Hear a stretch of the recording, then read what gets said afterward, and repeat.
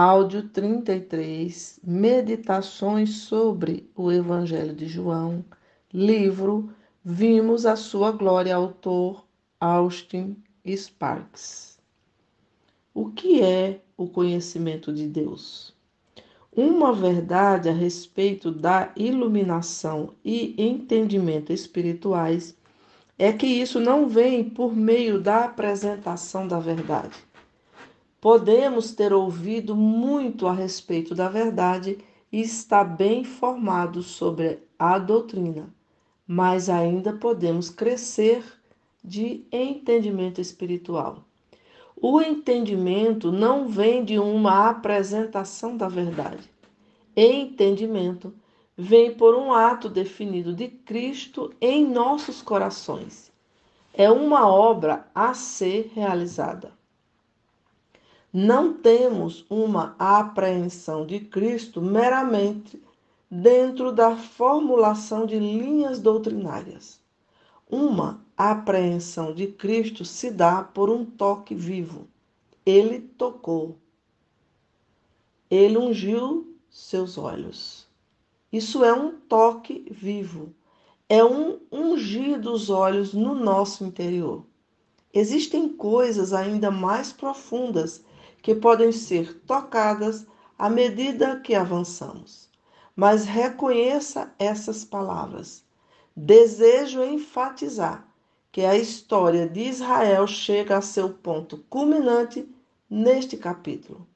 O fim deste capítulo é o ponto máximo da história de Israel como um povo cego, porque não havia neles a faculdade interior de entendimento espiritual. E ainda assim, eles possuíam todos os oráculos de Deus. A passagem tremenda de Deuteronômio 29:4 nos diz: Porém, o Senhor não vos deu coração para entender, nem olhos para ver, nem ouvidos para ouvir, até ao dia de hoje. Sabemos que toda a lei havia sido dada e Israel recebeu uma tremenda apresentação das coisas divinas naquele momento. Eles tinham trilhado por um caminho de maravilhosas manifestações de Deus, uma história muito cheia e rica de Deus se manifestando em palavras e atos. Deus fazendo-se conhecido a eles.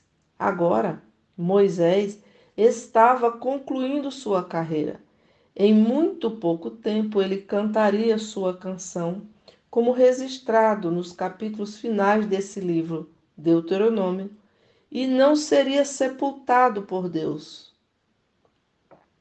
Juntando tudo isso, toda aquela história da manifestação de Deus a eles, ele fez essa referência notável que está registrado no capítulo 29, versículo 4, deixando a questão da responsabilidade de Deus nesse assunto. Moisés estava simplesmente considerando o fato de que, depois de tudo que passaram, eles ainda não estavam vendo. Depois de tudo, eles não estavam ouvindo. Vendo não viam e ouvindo não entendiam. Tendo tudo isso mostrado a eles, eles não conheciam em seus corações. A história prosseguiu, séculos após Moisés, culminando em João 9. Com tudo o que se passou desde Moisés, todos os séculos de monarquia, todo o ministério dos profetas, em João 9, eles ainda estão cegos. Eles têm toda essa massa de verdade, mas nenhum entendimento. Não têm olhos para ver, ouvidos para ouvir, nem corações para entender. Bem fez o livro de Provérbios ao estabelecer um alto valor para o entendimento. O entendimento é estimado acima do preço dos rubis. Que coisa tremenda é o entendimento espiritual. Note, ele vem por um toque vivo do Senhor Jesus. e é algo inestimável. Israel tinha que obedecer aos mandamentos, mas eles não tinham entendimento. Entretanto, o aspecto da nova aliança não é a obediência aos mandamentos vindos de fora, dados a nós, mas é ter revelação interior do Senhor. Mas esta é a aliança que farei. Porei a minha lei no seu interior e as escreverei no seu coração. Jeremias 31, 33. A revelação de Deus é o Cristo no interior, porque Deus resplandeceu em nosso coração para a iluminação do conhecimento da glória de Deus na face de Cristo. 2 Coríntios 4, 6. Essa é a nova aliança, que não é mais uma questão de tu deverás, não deverás para o crente. O cristão não é colocado debaixo da lei no sentido de que ele está obrigado a fazer isso e aquilo ou não fazer isso e aquilo. Não. O crente é verdadeiramente um filho de Deus, não mais governado por um sistema exterior de permissões ou proibições, mas por uma lei interior do conhecimento divino da vontade do Senhor na base de uma comunhão viva com Ele. É uma bênção ver crentes manifestando o fato de terem em seus próprios corações um conhecimento do Senhor, de saber o que o Senhor quer que eles façam. Eles não fazem as coisas porque os outros esperam que eles façam, e não se abstêm de fazer certas coisas por causa do que os outros vão dizer. Eles estão conhecendo o Senhor em seus próprios corações.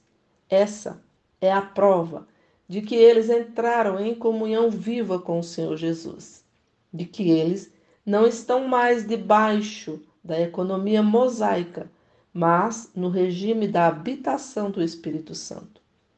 Israel, cegamente, isto é, no que diz respeito à sua visão espiritual, seguiu os mandamentos e as leis. O Filho de Deus segue inteligentemente a vontade conhecida de Deus. Essa luz está conectada com Cristo como a vida. Isso significa que é algo vivo.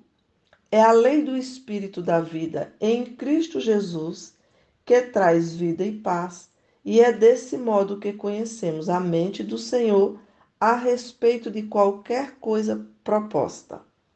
Vida e paz, se nossa comunhão com Ele estiver certa, vida e paz em nossos corações. Essa é a nossa luz. Se não tivermos vida nem paz em qualquer curso proposto diante do Senhor, poderemos suspendê-lo por um tempo e descobriremos que isso será justificado. O Senhor não mais nos fala diretamente sobre os assuntos. Sim, você deveria fazer isso ou aquilo. E não, você não deveria fazer isso ou aquilo. Ele agora fala por meio de leis espirituais, nem sempre verbalmente. E sua fala, a fala do Espírito, é primeiro para o Espírito, interpretada posteriormente pela mente. Ele fala em nossos corações. E a linguagem do Espírito é vida, paz, descanso ou o contrário. Nesse ponto, é necessário reconhecer aquilo que nos é dado pelo toque vital de Cristo em nossos olhos espirituais, isto é, o conteúdo da luz que recebemos. Bem, a resposta para isso é tão abrangente que, sem exageros, nos manteria aqui por muito tempo, porque incorpora tudo aquilo que nos acontecerá em nosso relacionamento com o Senhor.